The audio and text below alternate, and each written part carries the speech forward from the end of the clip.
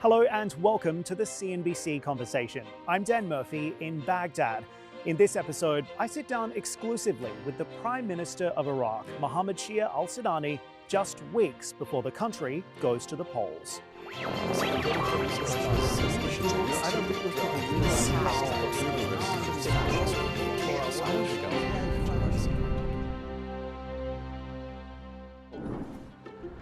Iraq is a founding member of OPEC and one of its largest oil producers.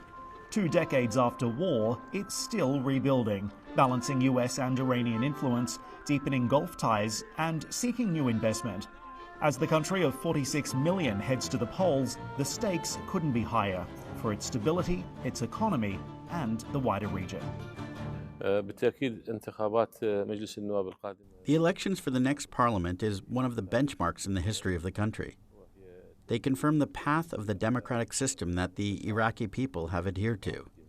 It is a peaceful transfer of power. The elections take place on their constitutional time, and the government has fulfilled all requirements and prepared the appropriate atmosphere for political forces, candidates, and citizens to participate in them. We, the Reconstruction and Development List, are also involved in these elections. We have a project based on achievements on the ground. We have achieved a significant amount of services and economic reforms and have enhanced clear stability in Iraq.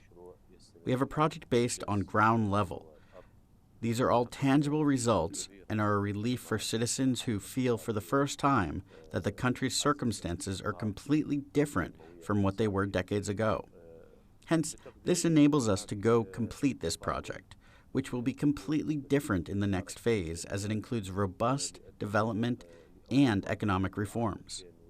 In my view, there is optimism that the turnout will be high because for the first time since 2003, the Iraqi people have a feeling of optimism and hope for a better future, which will of course enhance their participation, presence, and help them make the right choice in these elections.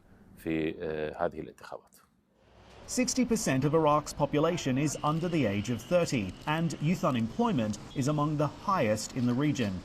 I asked the Prime Minister how he intends to deliver jobs and position the private sector for growth. According to the latest consensus data, the Iraqi society is a youthful society. This places responsibility on the state to find solutions to the problems of the youth, the most important of which is creating job opportunities. This government began by putting the issue of combating unemployment among the 5 priorities of the government's program. We have achieved a decrease of more than 2% according to official estimates.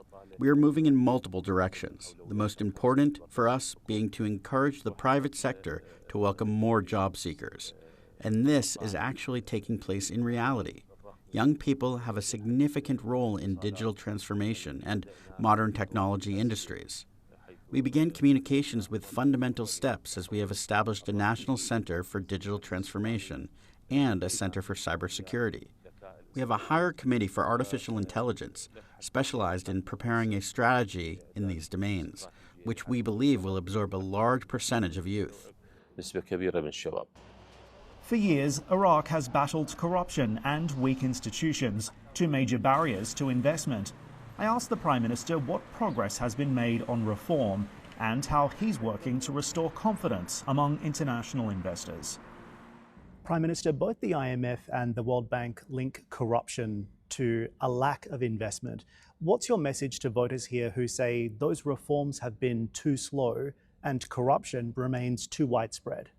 According to the latest report from the International Monetary Fund and the World Bank, Iraq has achieved significant steps towards reform and combating corruption. This government has begun reforming regulatory institutions responsible for combating corruption, as well as establishing mechanisms that promote transparency and procedural integrity.